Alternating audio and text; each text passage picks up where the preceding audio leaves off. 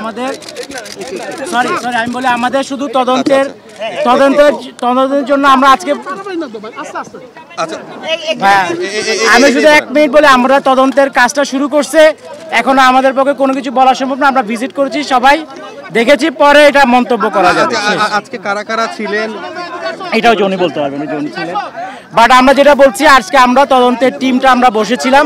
জায়গাটা দেখেছি শেষ ভাই থ্যাংক ইউ না এখন